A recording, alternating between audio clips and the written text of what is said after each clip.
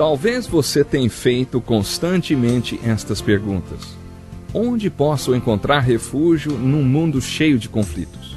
Ou, como e onde posso encontrar força para vencer nesse mundo que oferece tantas derrotas? Acompanhe agora com o pastor Edson Bruno mais um programa Encontro com a Palavra.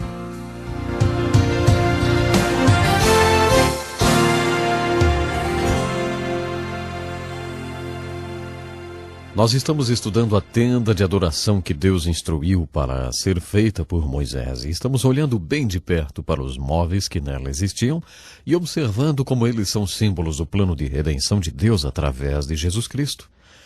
Portanto, muito bem-vindo a mais um encontro com a palavra, uma pesquisa dedicada a ensinar a Bíblia inteira, um livro de cada vez. Nós estamos estudando agora a tenda de adoração e todos os seus maravilhosos símbolos. Mais tarde, quando estudarmos o Novo Testamento e chegarmos no livro de Hebreus, vamos poder estudar e ver bem de perto todos estes símbolos e o que eles significam. Um dos artigos da tenda de adoração era o castiçal de ouro. Quando o sacerdote se levantava diante do castiçal de ouro, ele estava reconhecendo que realmente Deus é a fonte deste livro que nós estamos estudando agora. Ele estava reconhecendo que a palavra de Deus era a luz guia para todas as situações. Ele estava adorando e agradecendo a Deus por ele dar ao pecador que estava lá no portão do pátio uma revelação de que ele poderia ser salvo e se aproximar de um Deus santo. O apóstolo Paulo se refere para sermos mordomos dos mistérios de Deus. E realmente é uma grande responsabilidade quando Deus nos dá a você a sua palavra, quando Deus dá para mim a sua palavra. Paulo diz no Novo Testamento, a fé vem pelo ouvir, e o ouvir da palavra de Deus. E a palavra fé muitas vezes significa a fonte da salvação. Eu acredito que o sacerdote se levantava diante do castiçal de ouro para agradecer a Deus por ele ter revelado a sua paz. O Senhor deu ao seu povo uma revelação da sua verdade quando deu a sua santa palavra. Esse também é um símbolo de Jesus, porque Jesus é a palavra, é a luz do mundo. E separados desta palavra somos deixados em inteira escuridão. Como já mencionamos, o sacerdote ia também à mesa dos pães. Nesta mesa estavam os pães que simbolizavam o fato de que Deus sustentaria o seu povo e proveria toda a sua necessidade. No livro de Êxodo e no livro de Números veremos o Senhor Deus fazendo isso de uma forma supernatural. Ele supernaturalmente supria todas as necessidades do seu povo. Acredito que Deus não quer que percamos a visão do fato de que Ele é a fonte do nosso sustento. Por isso também nos dias de Jesus eles tinham, em pequenos templos, esta mesa dos pães. Esta é uma ilustração de como os líderes religiosos perderam a visão do propósito da lei de Deus. Uma ocasião quando Jesus estava questionando com os líderes religiosos o propósito da lei, a intenção da lei e o espírito da lei, ele usou a ilustração de Davi. Nós veremos isso quando chegarmos na história de Samuel. Davi estava fugindo de Saul e ele e seus homens estavam com fome. Então ele viu um templo e uma pequena cidade. Bem, quando Davi viu o templo, lá estava a solução para a fome. Ele sabia que no templo teria uma mesa com os pães. Ele simplesmente entrou no pequeno templo e exigiu todos os pães. E Jesus assinou embaixo desta atitude de Davi. Os fariseus queriam apanhar Jesus com essa história, mas Jesus recomendou este fato, porque ele sabia muito bem que a mesa dos pães simbolizava a grande verdade de que Deus supre todas as nossas necessidades e nos dá o pão diário. Os fariseus e escribas eram tão legalistas que estavam levando essa mesma lei que significava o fato de que Deus pode prover para seu povo, para impedir que o povo de Deus, que estava com fome, pudesse ter o pão. A lei dizia que somente o sacerdote poderia comer este pão. Davi pediu-lhe para quebrar esta lei, porque o espírito desta lei era exatamente que Deus prove o pão para os seus filhos. Isto era o que a mesa dos pães simbolizava. O sacerdote se levantava diante dela e agradecia a Deus o fato de ele prover o pão diário para os seus filhos. Como o sacerdote se levantava ante o altar de incenso e intercedia pelo pecador que ficava lá no portão do pátio esperando, ele é um retrato de Jesus Cristo. O sacerdote era um retrato de Jesus, porque ele, Jesus Cristo, é o grande sumo sacerdote. No capítulo 17 de João, nós temos a oração do Senhor. A oração que temos em Mateus 6, também chamada de a oração do Senhor, essa deveria ser chamada de a oração dos discípulos, porque o Senhor nunca fez aquela oração. A oração do Senhor vem em João 17, quando ele orou por ele mesmo. As Escrituras nos ensinam que Jesus é o grande sumo sacerdote, que ele está sempre orando e intercedendo por nós. O sacerdote entrava na presença de Deus representando o pecador ou o povo. O profeta recebia de Deus a palavra e a repassava para o povo, mas era função exclusiva do sacerdote entrar na presença de Deus representando o povo. O sacerdote terminava seu ministério de intercessão quando se levantava diante do altar de incenso e orava pelo pecador. Nós já dissemos que esta tenda era dividida em duas partes, ou seja, 2 compartimentos. O primeiro era o lugar santo, o segundo era o lugar santo dos santos. E era lá, no lugar santo dos santos, que estava a mais sagrada de todas as mobílias, a tenda de adoração. Era a chamada Arca da Aliança. Uma coisa muito importante nesse artigo tão sagrado é que ele simbolizava a presença de Deus naquele lugar. Quando chegarmos ao livro de Josué, veremos o povo levando a Arca da Aliança ao redor das muralhas de Jericó. Eles sempre levavam a arca para as batalhas, porque o poder de Deus era presente naquela mobília especial. No Novo Testamento temos algumas grandes perspectivas desta tenda de adoração. Existem muitas partes da Bíblia impossível de se entender se não conhecermos a tenda de adoração ou o tabernáculo. Muitas e muitas partes do Antigo e Novo Testamento são difíceis de se entender a menos que conheçamos o tabernáculo. O mais importante de tudo é que você realmente não entenderá o Evangelho de Jesus Cristo se não conhecer o tabernáculo e o significado de todas as mobílias ou os móveis que existiam lá. Tem uma outra grande verdade no Novo Testamento que é simbolizada na tenda de adoração ou tabernáculo. Esta é uma das mais dinâmicas verdades do Novo Testamento. O Novo Testamento diz: você sabe que o nosso corpo é templo da morada de Deus e que ele vive em você? Esta era uma dinâmica verdade para compartilhar com os judeus, porque eles sempre tinham esta perspectiva. A divina presença de Deus estava na arca.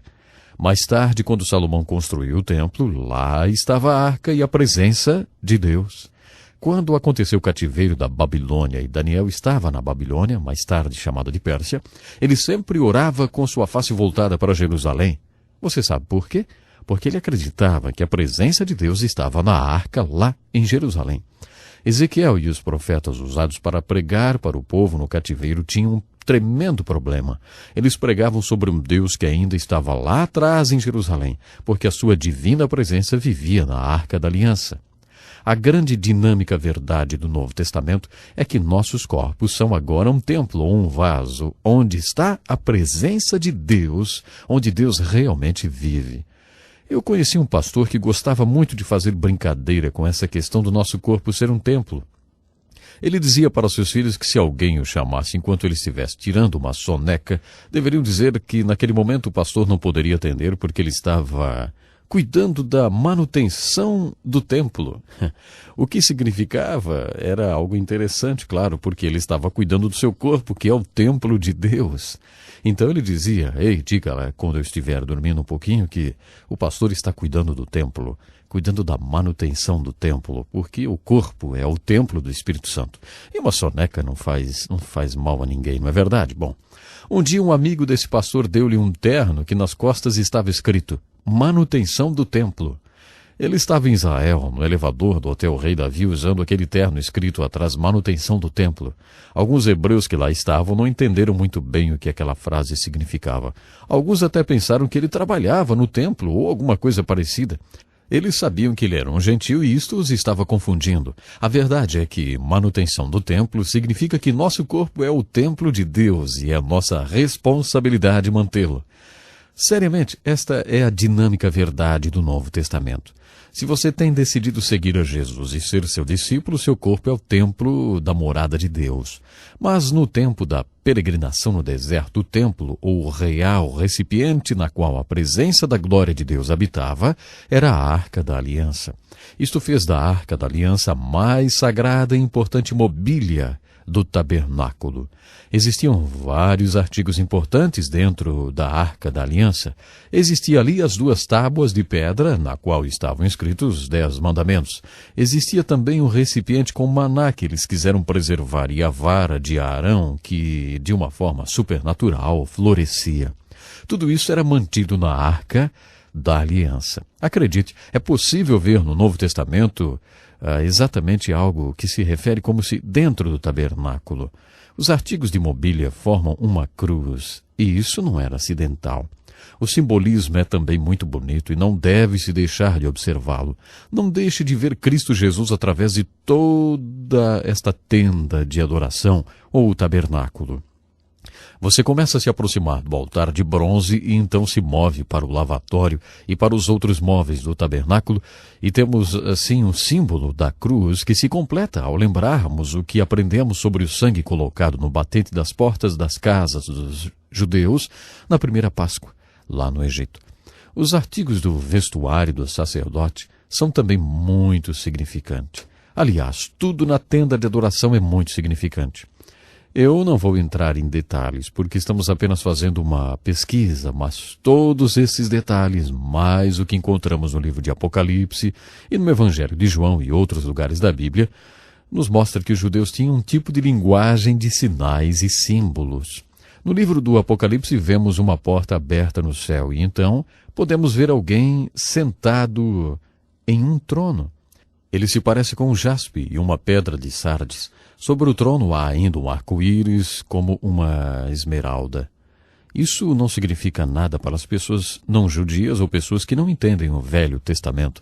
Cada símbolo nesta revelação é um símbolo bíblico. Esta é uma das chaves que abrem o código para o livro do Apocalipse. O Apocalipse é uma mensagem escrita para o povo de Deus em códigos. Uma das chaves que abrem esse código é: cada símbolo do Apocalipse é um símbolo bíblico. Por exemplo, essas joias mencionadas em Apocalipse 4 eram usadas no peitoral do sumo sacerdote. Estas pedras representam as 12 tribos de Israel. Se você olhar para as pedras mencionadas no Apocalipse, uma se refere à tribo de Ruben, uma tribo de Benjamim e a outra à tribo de Judá. Você conhece esse Jesus? Lembre-se, o Velho Testamento nos ensina que ele está vindo e nós o veremos ensinando no Novo Testamento que ele veio. Se você está se sentindo em trevas, Jesus diz: eu sou a luz do mundo. Se você está espiritualmente vazio, ele diz: eu sou o pão da vida. Jesus diz mais para você: eu quero completar a sua vida e fazer de seu corpo o meu tabernáculo. Por favor, entre em contato conosco. Temos um livreto especial para você que lhe ajudará a crescer espiritualmente. Nosso tempo hoje já se foi. No próximo estudo vamos continuar olhando o livro de Levítico e entenderemos o papel do sacerdote como oficiante desta tenda de adoração ou o tabernáculo. Até o nosso próximo programa, então. Que lição importantíssima.